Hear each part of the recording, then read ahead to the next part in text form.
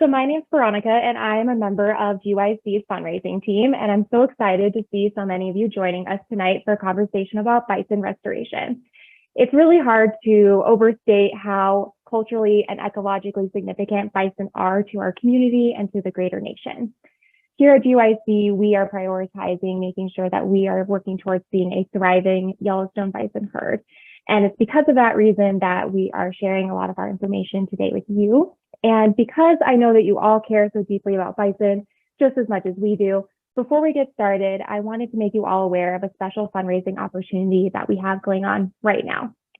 Recently, GYC was awarded a $50,000 challenge grant towards bison work. So that means right now, all gifts that you make to GYC towards bison will be doubled.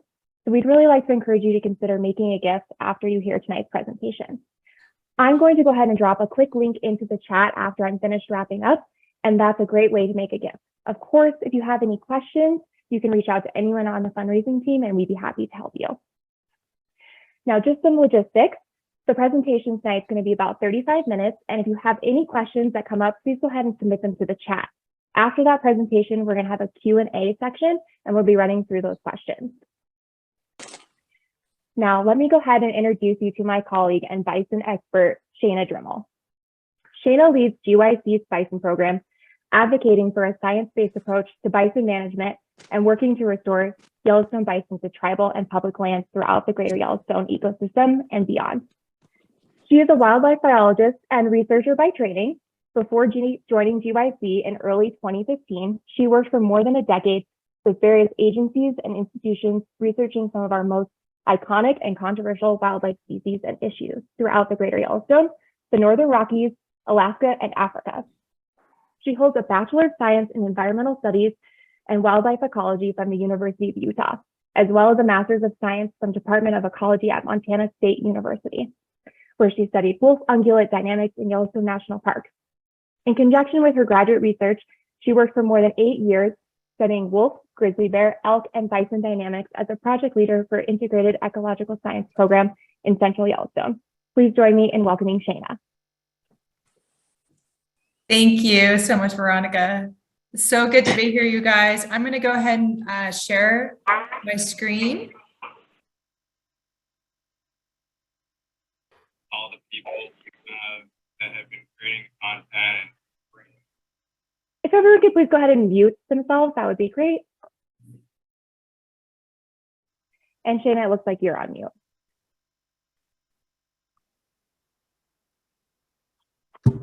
Okay, can you guys hear me now? We can, and we can see the presentation as well. Okay, great. Well, thank you so much. I'm so happy that you all could join us today to hear about some of our bison work. So I'm going to start us off with a little bit of background information and historical context for those of you who are possibly unfamiliar with the issue. Then I'm going to get into sort of an overview of what the Greater Yellowstone Coalition has worked on in the past and what we're doing now currently, and then where we're hoping to go in the future with this very important work. And then at the end, there should be plenty of time for questions and discussion. So only 200 years ago, there was an estimated 30 to 60 million plains bison that roamed the grasslands of North America from present-day Canada to northern Mexico. In fact, they ranged more widely across the landscape than any other native large herbivore. They were an important ecological keystone species and ecosystem engineers for grassland ecosystems, in that their migrations and grazing patterns and behavior literally shaped the physical environment and created habitat and benefiting a whole host of other species, including amphibians, insects, and grassland birds. And of course, they were an inherent part of the cultural heritage and lifeblood of many Native American tribes. In fact, it has been said that no other wildlife species has had as much impact on humans and the ecosystems that they occupied than bison. However, as Europeans settled the West, the federal government began a campaign to remove Native American tribes from the landscape by taking away their main food source, and that was bison, also known as buffalo. And by 1902, after years of intensive market hunting and commercial slaughter, less than 24 bison remained, and they had found refuge in the high elevation interior of Yellowstone National Park. Today, there are somewhere around 450,000 bison across North America. However, the vast majority of these animals are raised in confinement for meat consumption. They're privately owned and fenced, and for all intents and purposes could be considered domesticated livestock. Most do have some level of cattle gene integration, meaning somewhere along the way they have been bred with cattle, so they are no longer considered genetically pure bison. Bison also only occupy a small fraction of their former range, less than 1% by some estimates, and most tribal and ancestral lands remain void of bison. And then of the 19 public conservation herds that are currently managed by the Department of Interior, most of these animals are segregated into small isolated herds with just a few hundred animals, leaving them prone to inbreeding and other genetic issues and further threatening loss of genetic diversity. There is one exception, however, and that is Yellowstone's iconic bison herd. So today there are over 6,000 bison in Yellowstone National Park, and this not only makes them the largest population of free-roaming plains bison, they're also considered the last remaining truly wild herd that is what's called ecologically viable. They're genetically pure, they're large, they're wide-ranging across a vast, diverse landscape. They descended from the last wild herd, and Yellowstone is the only place in the US where bison have continuously lived since prehistoric times. So pretty amazing. And they're also a reservoir of some of the most valuable genetics for the long-term conservation of the species. Yellowstone bison are still exposed to a host of natural selection factors such as predation, harsh climatic and environmental conditions, and given their large numbers have therefore retained much of their genetic diversity and many of the adaptations that have been lost in other more domesticated or smaller herds throughout the country. And then finally, this herd has unparalleled significance to many Native American tribes who see these bison as uniquely linked to their ancestral descendants. And in fact, as this map here shows, there are 49 tribes that have direct cultural and ancestral ties to Yellowstone bison and the lands and resources of the greater Yellowstone ecosystem. And no doubt, the story of bison in Yellowstone National Park could be considered a conservation success story, in that we've gone from 23 wild bison remaining to now over 6,000 in the park today. However, this story has not been without controversy. So bison are naturally a migratory wildlife species, and much of their natural winter range exists in lower elevation valley bottom areas that only exist really outside of Yellowstone National Park. And so as bison numbers steadily increased over the last century, they begin to resume some of their natural migratory behavior, relearning some of those natural migration routes, and try to access these winter ranges both north and west of Yellowstone. And this put them at the center of an intense and ongoing wildlife controversy. So the dotted line on this map represents what they believe to be the pre-settlement distribution of bison in the GYE, which, as you can see, extended well beyond the park to include these winter habitat areas. So as bison started to leave the park, they encountered a changed world, a landscape that had become a maze of development, fenced pastures, houses, and highways, and large groups of 1,000 to 2,000 pound animals searching for food creates challenges for people sharing that landscape, both in terms of human safety and because bison want to eat the same grass that ranchers grow to feed their livestock. And then to further complicate things, bison and elk in the greater Yellowstone ecosystem both carry a disease called brucellosis. Brucellosis is a European livestock disease that was introduced into the park in the early 1900s by dairy cows that were being held in the Lamar Valley. This disease can be transmitted to livestock and induce abortions or stillbirths in infected animals. and can have an economic impact on ranchers because it can affect the reproductive rate as well as marketability of their animals. And so, after years of intense efforts, it has been largely eradicated in livestock throughout this country. However, there still exists this reservoir of brucellosis in greater Yellowstone wildlife. So fears that wild bison leaving the park will come into contact with livestock on the landscape in Montana and transmit the disease to these animals, in addition to, and perhaps even more so, competition for grass, is what drives the heavy-handed management of Yellowstone bison today, even though there has never been a documented case of a wild bison transmitting brucellosis to livestock on the landscape. And all 30 plus transmission events that have occurred have been linked back to greater Yellowstone elk. Nevertheless, it's due to these fears and a general lack of tolerance by the livestock community in Montana that Yellowstone National Park is forced to cull many hundreds of bison that leave the park every year, following an outdated 22-year-old plan called the Interagency Bison Management Plan, also known as the IBMP. The IBMP was implemented in the year 2000 following a court settlement after the state of Montana sued Yellowstone for allowing bison out of the park and to enter the state of Montana.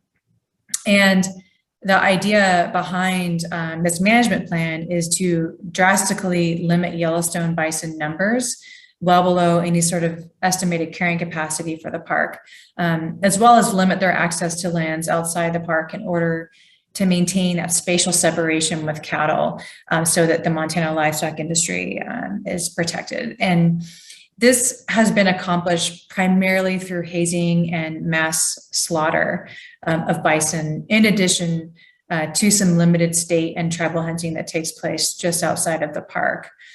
And since the year 2000, more than 6,000 Yellowstone bison have been sent to slaughter. But we believe our most ecologically and culturally significant wild bison herd deserves better. And so our work has really focused on charting a new course for Yellowstone bison, and one where they can truly roam free, where they are allowed to migrate and are managed as a true migratory wildlife species with habitat needs that extend far beyond the park boundary, where these bison can restore lost ecosystem processes across the greater Yellowstone landscape, and one where they are no longer managed through mass slaughter and hazing and managed more like the wildlife that they are, and in such a manner similar to other wildlife species in the greater Yellowstone ecosystem. And then on a broader scale, we want to see wild bison and ideally Yellowstone bison used to restore herds on tribal and public ancestral lands across North America. So much of our work over the last couple of decades has really focused on securing habitat for bison to use outside of Yellowstone by first promoting social tolerance for the species and working to reduce potential conflicts with wild bison on the landscape outside of the park. And this work has included voluntary grazing allotment buyouts and land leases to remove potential cattle conflicts from the landscape. And some of these are shown here in red on this map. And as a result, very few cattle conflicts remain now in these areas, both north and west of Yellowstone. And then in addition, in 2011, we started the Yellowstone Bison Coexistence Program. This was a collaborative effort between GYC and our conservation partners in collaboration with Montana Fish, Wildlife, and Parks. And the aim of this program is to help mitigate any potential conflicts and concerns over wild bison that are roaming beyond the park by offering both financial and technical assistance to landowners to build what are called bison exclusion fences to protect private property and keep bison out of potential conflict areas, to protect gardens and landscaping and livestock and pets and children. So the program is still ongoing. Last year, we completed our 56th project and continues to be a really successful, well-supported program that has helped to foster social tolerance and acceptance for wild bison in these communities surrounding the park. So all of this work really helped to prime the landscape for the return of wild bison and was really critical to the establishment and incremental expansion of what are called bison tolerance areas outside the park over the years that we and others helped to secure. Bison tolerance areas are basically these designated areas where Yellowstone bison are now allowed to go outside of the park without being lethally removed or hazed back in. And so in the last 20 years, we've really gone from essentially zero tolerance for bison outside of the park to now more than 375,000 acres of habitat outside Yellowstone, where these wild bison are now allowed to roam. And these areas are shown here in yellow, purple, and red. The yellow is the northern tolerance area. The purple and pink are the western tolerance areas, and the purple one is basically, that's a year-round tolerance area. And so bison are allowed to be in there all year long without being hazed back into the park. So while our conflict work is ongoing, more recently we've sort of shifted towards working to restore bison to these tolerance areas because unfortunately, as the map on the left shows, much of these new areas remain void of bison. The darker green area shows on the left map the existing tolerance areas, and the red or pink color is their current distribution based on some radio collar data. However, in recent years, I also want to point out that, especially on the north side, their bison distribution is almost entirely constrained to the park with the increasing in hunting pressure that has been taking place near the boundary. And all, we know, as I showed you this map on the right earlier, that their pre-settlement distribution would have included bison using many of these areas north and west of Yellowstone. And so we're working to partner with Extermination National Forest on some habitat improvement projects to support bison dispersal throughout these tolerance areas following direction from the new forest plan. We fought really hard and we're pretty successful at getting some new forest plan direction that supports bison year-round use of and broad distribution throughout these existing tolerance areas through habitat improvement projects and other plan direction. But habitat improvement projects are really only going to help if we can also address the primary barriers to bison dispersing farther out in the landscape. And that includes hunting at the park boundary, which I just mentioned, as well as current management actions, namely the park being forced to trap bison near the boundary for slaughter to meet these outdated population objectives under the IBMP. So hunting is a really complex issue. Most bison attempt to migrate out of the park through a small bottleneck area in the Gardner Basin, which is a natural corridor area for many ungulate species that come in and out of the park. However, so habitat constraints and a patchwork of public lands has really resulted in many of the 8 treaty tribes that come to the area to hunt every year to congregate on these small patches of land near the boundary where most bison leave the park. However, this, along with trapping bison for slaughter near the boundary, has resulted in a pretty solid barrier that very few bison are getting through. And I also want to mention too that most bison migrate out of the park through the north side. There's better habitat, there's more winter habitat on the north side. And so over the years, fewer and fewer bison are leaving out of the west side and more are leaving out of the north side, which is creating an even more of a bit of a pinch point right there.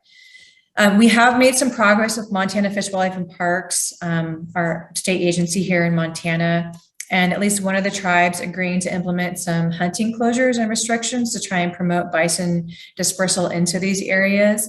However, many of the tribes have been unwilling to do this. And the reason being is that they're very protective of their treaty rights and feel that trapping for slaughter already threatens their rights and access to these bison by limiting hunting opportunities for them, because trapping bison is removing bison from the landscape that could have otherwise been available for them for treaty hunting. And then in general, there's just some disagreement between the tribes about how bison should be hunted and managed. But the reality is that both Yellowstone National Park and the tribes really need to make some changes and work together if we want to see bison really restored to lands outside of Yellowstone. The tribes need to agree on some hunting restrictions to allow bison dispersal. And the park needs to consider making some changes to how they manage this bison population. And in fact, we have an important opportunity right now to do just that, as Yellowstone National Park began the process this past February to write a new bison management plan for this population of bison. And I'm going to talk about that in more detail here shortly, so stay tuned. But first, I want to switch gears and talk about another very important area of our work. So while we've made some great progress towards securing room to roam for bison outside of Yellowstone, we are steadily working towards, restoring bison into these areas and restoring some of that migratory behavior. Many hundreds of bison are still being sent to slaughter every year, about 500 most years, to meet current IBNP population objectives and to stabilize the population, which is growing exponentially without human intervention. And this is in addition to the 100 to 300 bison that tribes remove every winter through treaty hunting. So over the last several years, we and our conservation and tribal partners, working with federal and state agencies with Yellowstone's leadership, worked to develop and then more recently expand what is called the Yellowstone Bison Conservation Transfer Program as a way to rehome disease-free Yellowstone bison to tribal lands through a multi-step, multi-year quarantine process. So this not only serves as an alternative to shipping brucellosis-free Yellowstone bison to slaughter to manage their numbers, but it also supports the culture, the economy, nutrition, and food sovereignty of Native Americans. It'll help preserve the unique Yellowstone bison genome or genetics that I talked about earlier. And ultimately, it will contribute to the conservation and restoration of the species to portions of its native range on public and tribal lands across North America by getting some of that really important genetic material into these herds elsewhere outside of the ecosystem.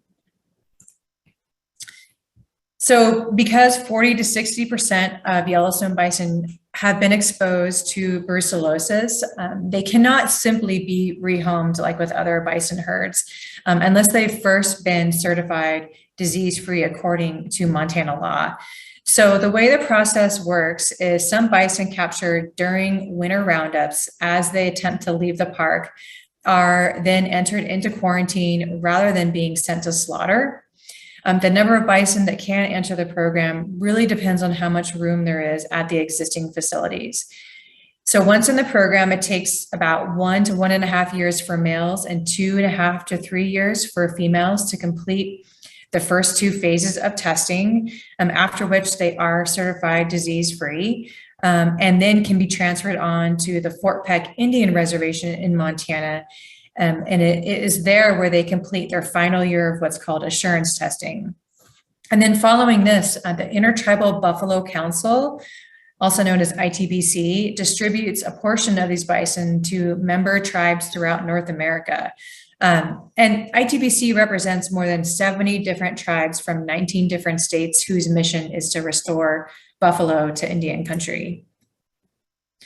Since this program began in 2018, a total of 182 bison have gone through this process and been certified brucellosis-free and sent on to Fort Peck.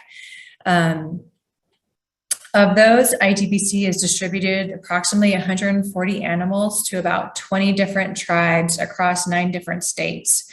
And here is a map showing some of the different places that Yellowstone bison have gone now through this program, including 3 bulls all the way up to Kodiak Island in Alaska. And so while this is a great start, limited capacity at the Yellowstone quarantine facility, as well as some Montana legal roadblocks that inhibit the transport of bison to Fort Peck, for example, to go through the first couple of phases. This is all really significantly limited the number of bison that can enter this program. And as a result, many hundreds of bison that are disease-free are still being sent to slaughter that could otherwise be diverted and transferred elsewhere. So this past year, GYC partnered with Yellowstone National Park and Yellowstone Forever to raise $1 million to almost triple the capacity of Yellowstone's quarantine facility, so that we can get more animals into this program, diverted from slaughter and onto our Indian reservations. The expansion is just about complete. It will be operational by the end of this month, actually. And it includes new perimeter and interior fencing to expand the number of pens from 2 to 5. It added 20 acres to the facility and included some water infrastructure improvements and a new low stress testing area for the bison. This will increase capacity from entering approximately 80 animals to entering 250 animals over 3-year intervals, and reduce the number of quarantine eligible bison that are sent to slaughter due to capacity issues from about 70% down closer to 20%. And with this expansion, the park has room to enter at least 100 bison into the program this coming winter. We don't want to stop there. We want to further expand this program by developing 1 or more additional facilities within the region, so that eventually 100% of captured eligible bison can be rehomed and diverted from slaughter, and to create a steady pipeline of brucellosis-free bison that are available for restoration efforts on tribal and public ancestral lands across North America. We are also making headway on improving the efficiency of this process by working to push the Department of Agriculture to update their testing requirements and quarantine timelines so that they're more consistent with the latest science and data that shows that the time could be significantly reduced for bison to go through this process, especially for bulls. Now, I want to briefly talk about some of our work on the Wind River Indian Reservation as part of GYC's new Wind River Water and Buffalo Alliance. This is being led by GYC's Wes Martell, a former Eastern Shoshone business councilman. And this is also part of the National Wildlife Federation's Wind River Tribal Buffalo Initiative that is being headed up by Jason Baldes.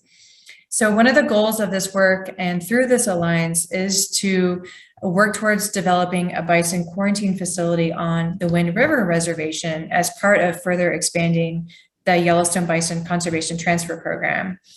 So in addition to a potential quarantine program on the Wind River, some of the primary goals of this alliance is to work in partnership with the Eastern Shoshone and Northern Arapaho tribes and National Wildlife Federation in restoring the Big Wind River and a wild buffalo herd of substantial size on the reservation. So currently the 2 tribes collectively have about 100 bison held on a few hundred acres.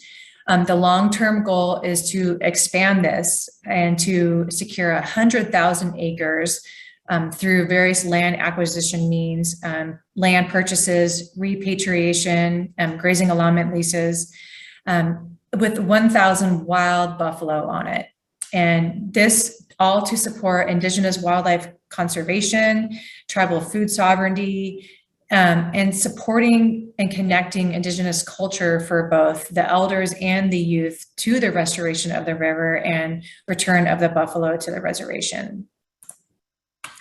So I want to come back to Yellowstone's new bison management planning process and environmental impact statement real briefly, because this is such an important opportunity for Yellowstone bison. This is our opportunity right now to update and shift how these bison are managed for the foreseeable future.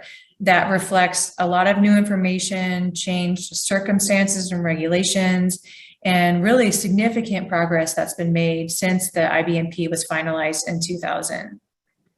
This is something that we will continue to focus on for the foreseeable future and throughout this process. Ultimately, we see this as a much needed opportunity to really shift away from this ship to slaughter model of population management to one that is focused on tribal partnership and cooperation and the conservation and restoration of our most ecologically and culturally significant wild bison herd. So importantly, the scope of this management plan is specific to bison management actions within Yellowstone National Park. So the park is really going to be focused on looking at setting a new population target range and also looking at how best to manage bison numbers. Now, as I mentioned earlier, the scoping for this began this past winter, and they were hoping to have the draft environmental impact statement out for public comment this coming fall, but because of the flooding that took place this past June, that has been pushed back. And so we can expect the public comment period now to happen sometime in spring of 2023. So as I mentioned, significant progress has been made since the original IBNP was implemented back in 2000 that really warrants some changes to how these bison are managed. We have increased tolerance for the species on the landscape. Very few cattle conflicts remain in these areas, both north and west of the park. The tolerance areas were established and expanded on. Treaty hunting was initiated. We know a lot more about disease transmission risk, namely that it's much lower than we once thought for bison, and elk are the primary issue here. The Bison Conservation Transfer Program was initiated and then recently expanded on. And through that program, there's a strong desire to use Yellowstone bison to support ecological and cultural restoration efforts across North America. And then there's new science out of Yellowstone National Park showing that the park can actually handle somewhere between 8,000 to 10,000 bison, which is significantly more than what they have now. And it's even more than what the current population management objective has been for the last 20 years, which has ranged anywhere from 3,000 to 4,500 is the current objective. So this is an opportunity for Yellowstone to really consider some management actions in a new population target range that reflects all these changes and that will really support these bison as a migratory wildlife species and support their dispersal beyond the park boundary. For example, by allowing the population to grow and expand towards new carrying capacity estimates. And in this way, allowing the bison to pioneer into new places, both in and outside the park where they are currently allowed. A new plan that will prioritize tribal hunting opportunities and the transfer program as the primary tools to manage bison numbers and priority given in that order. A plan that will support close collaboration and partnership with the tribes to manage bison numbers together and really together to help facilitate bison dispersal and improved hunting effectiveness as a population management tool. We want to see a plan that will allow for the gradual phasing out of slaughter as the transfer program is further expanded and as hunting and bison distribution outside the park expands and improves. And then finally, that will prioritize improved tribal engagement, cooperation, partnership, and fulfillment of treaty rights and access to bison outside of Yellowstone. Now, unfortunately, the state of Montana and current administration is threatening this process and wants to see the park consider management actions and a population objective that really would send us backwards. Specifically, the current administration will only support a management plan that calls for an upper limit of 3,000 bison. And we haven't had that few bison in the park in well over 20 years. So this is really an attempt to undo and undermine all that great progress that's been made over the last 20 years that I talked about earlier. But at the same time, right now, tribes are in an incredible position to really influence this process and outcome and play a much larger role in Yellowstone bison management going forward if they can come together and agree on a path forward with Yellowstone. So a lot of our work recently has really been focusing on doing everything we can to help facilitate this, to help facilitate bringing tribes and federal agencies together. For example, through hosting a 3-day intertribal gathering on the Wind River Indian Reservation last June, through hosting Buffalo Treaty signing ceremonies to bring tribes together, through work with the Rocky Mountain Tribal Leaders Council, and then of course, direct outreach with the tribes. So as I wrap things up here, I just want to reiterate the fact that we currently have this really important and rare opportunity here to chart a new course for this very, very special bison population. And another opportunity like this may not come around for another 20 plus years. You know, we have this window and it's going to close. So I really want to encourage you all to get involved, to make your voice heard. Sign up for our emails and alerts so you can stay abreast on any opportunities to make your voice heard and to weigh in on these processes as they come up. I really think it's going to take all of us coming together in strong alignment, you know, conservation groups, tribes, Yellowstone National Park, the public, to really ensure this process continues to move forward in a positive direction, to ultimately get more bison out of the park alive and restore them to the land and to the people in greater Yellowstone and beyond. So thank you again for joining me today and for your continued support and interest in this very important issue. And I think with that, we'll go ahead and open it up to some questions and discussion. Thank you, Shayna. We do already have a couple questions in the chat, but if you have a question that you have not submitted, please go ahead and type it into the chat and we'll get through as many as we have time for. I will go ahead and pull those up so we can get started on some questions. First question, what happens when they find animals with brucellosis in the quarantine facility? Good question. Yeah, so if an animal test positive in the quarantine facility, then they are consigned to slaughter. And all bison meat that is consigned to slaughter that meat does end up going to reservations to support, you know, lunch meat programs on all of the tribal reservations.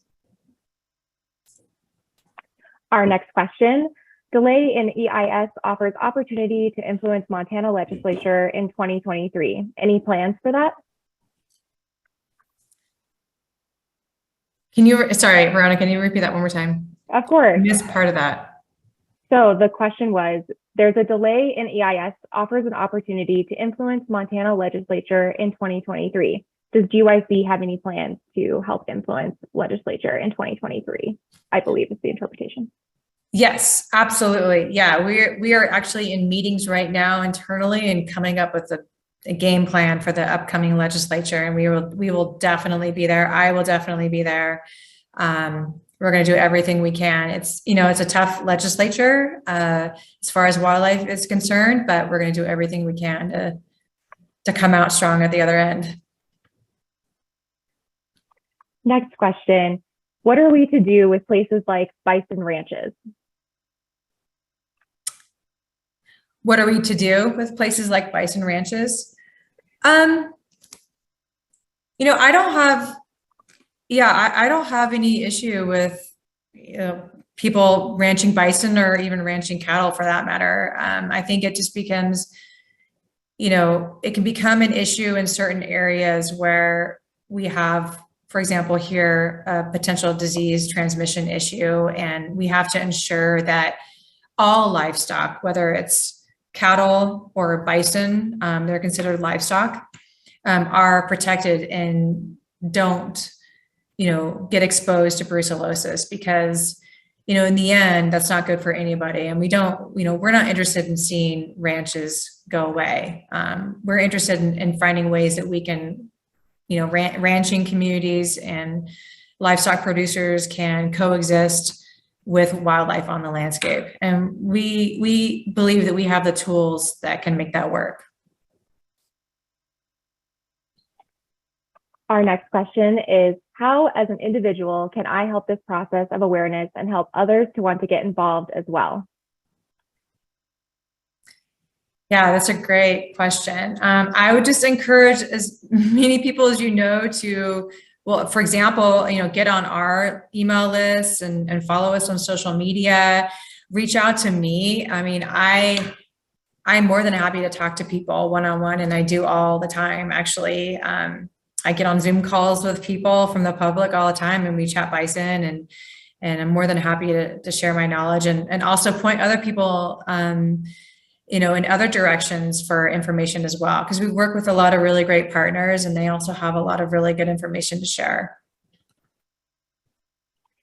All right, this next one, I'm actually also going to add a question at the end just to flip it a little bit. The question is specifically who is threatening the restoration process? Please name names: Democrats, Republicans, state politicians, groups. We cannot work effectively to stop these people if we do not know and publicly address the opposition. And what I'll add there is, what can we do? What's proactive? What can we do to help shape the narrative in a way that you feel like is effective for our goals of seeing that thriving bison population? Yeah, so I would say who I'm referring to here is the Gene Forte administration. So our current Montana governor, I would say for the most part, is sort of leading the charge here, and is really does not support wild bison restoration anywhere in the state of Montana, and would assume that we go back to the year 2000 when we only had 3,000 bison in the park, and they all stayed in the park.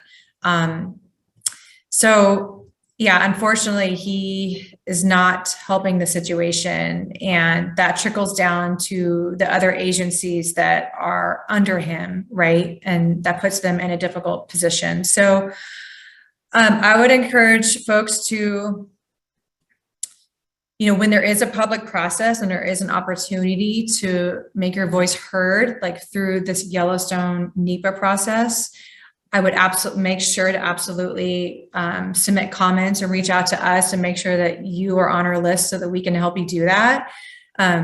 Because what we need is we need to support Yellowstone National Park. We need to provide them with the support and the cover that they need from the public to keep going forward in this process and to do the right thing for bison. And they will do it. They want to do the right thing for bison. Yellowstone National Park is one of our biggest bison advocates, and they've done so much for wild bison. And it's all because of the state of Montana and state politics and the livestock community that we have the situation that we do today for Yellowstone bison, and that Yellowstone is forced to slaughter those animals. So good question. All right, the next one is, can you share more about the science that has indicated 8,000 to 10,000 bison can be supported in the park? Yeah, that would be a good question for the park. So, and I think this is something that this is new science, is something that they are going to be putting out and made available in the environmental impact statement that they are currently working on right now for this Yellowstone Bison Management Plan. So all of that science, I believe, is going to be in there to back up, basically their claims that they can support more bison. I personally have not seen the paper yet, but I just know that the data is there, and they're going to be putting that out there in that document.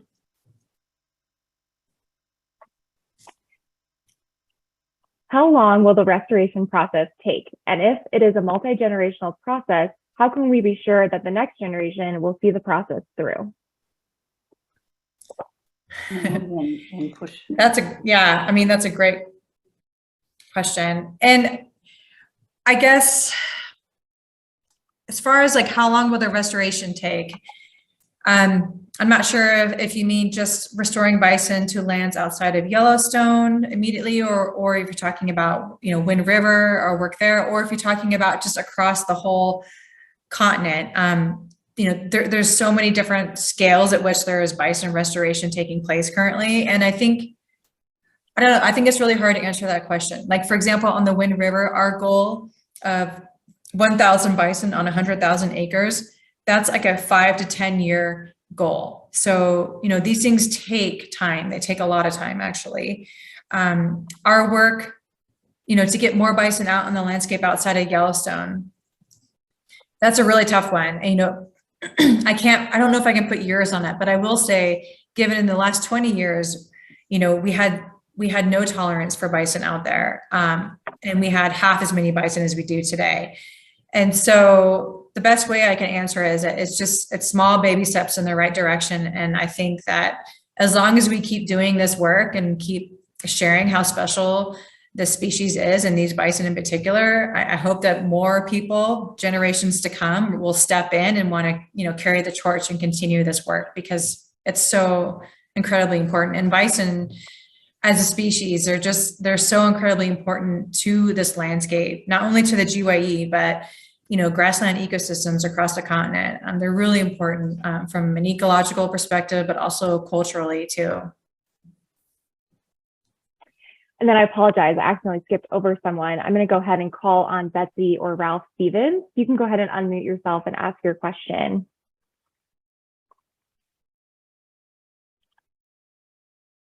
Give her just a moment.